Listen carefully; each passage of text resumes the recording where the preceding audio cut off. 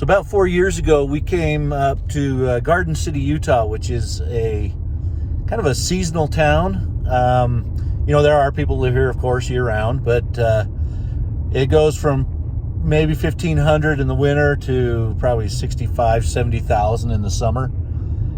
People come up to boat and hang out and go to their cabins and what have you. So we started a food truck.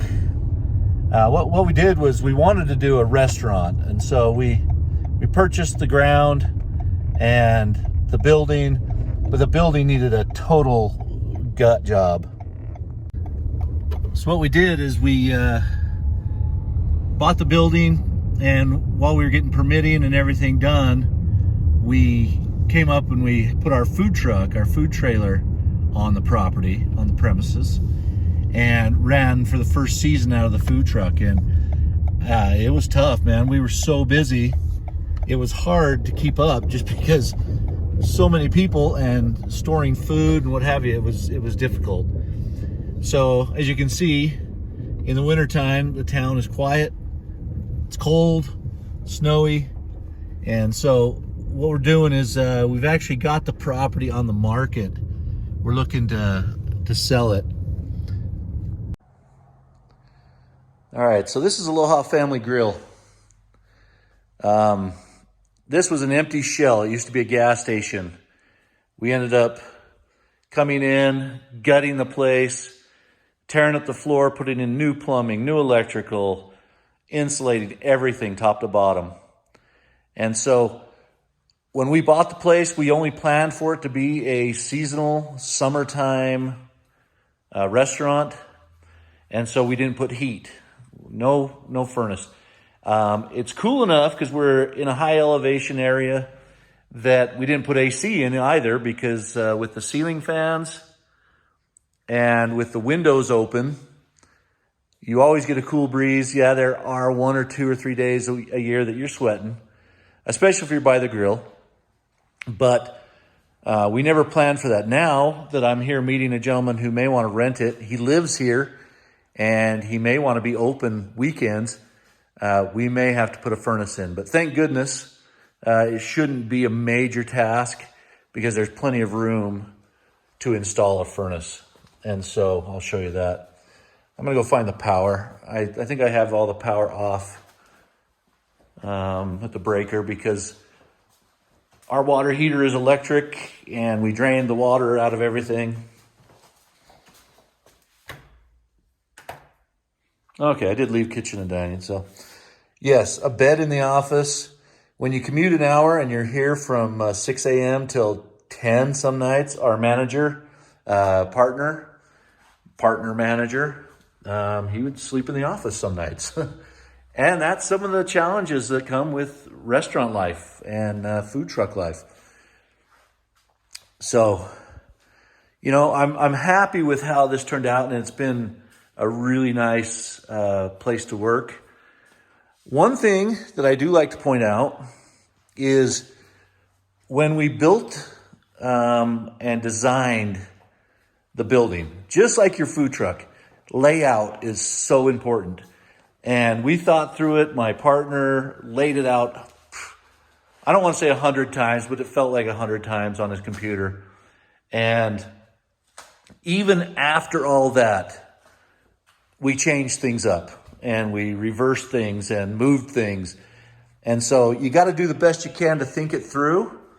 And in the end, make do with what you have. But your layout is so important. I'm going to point out a few things that I wish we would have done better here. But when you're laying out your food truck, especially with limited space, think about that. So we did try to think ahead with this property. This is a dining room, but now we only use it for order in. People come in. We've got the menus on the TVs. They order. They work themselves down the line. They pay and take their food. So sometimes they're waiting in line 30 minutes, maybe longer in the summer. But when they're done waiting, they have their food. As you see the difference in elevation, height of these two windows, this corner, we thought, just with the way this area is, was we could use this window as an order window if we didn't want people to come inside. We could order from this window and hand food back out through this window. And then this space, this dining space, we could put in a milkshake shop, a shave ice shop, a dirty soda shop. I don't know if dirty soda is popular everywhere across the country. Basically putting cream in your Diet Coke, making it look brown and dirty. But in this area, dirty soda is the rage, kind of the drug of Utah. So we could do a little gift shop. There's so many things we thought we could do, and we could lock the doors, and we could use that as an order takeout window. We have a drive up, which we don't use. Again, finding enough employees to run the drive up, and you think you're crazy. You got a drive up, you don't use it? Absolutely. I mean, it kills us, but we didn't use it. So we really thought that through, that we haven't used it, but it is an option. The other thing up here in Garden City is a lot of these restaurants and these buildings are old. Ours is newly renovated, and bathrooms. A lot of the restaurants, you don't have a bathroom. I mean, or you share bathrooms. So we wanted to put in plenty of bathrooms and large bathrooms. Now, we did change our line. The way we order it, the way we do it now is beautiful. What we try to do, even though it doesn't work, is we try to bring everybody in through this door, and then we can zigzag them back and forth and try to keep our capacity under legal limits for the fire code. Come down the line and then out this door. It doesn't always work, but that was the concept, the idea. Working in a restaurant for so many years, I hate bumping into people. But once you get your Coke products in, once you get your equipment in, we put this fridge right here, and this is the bottleneck.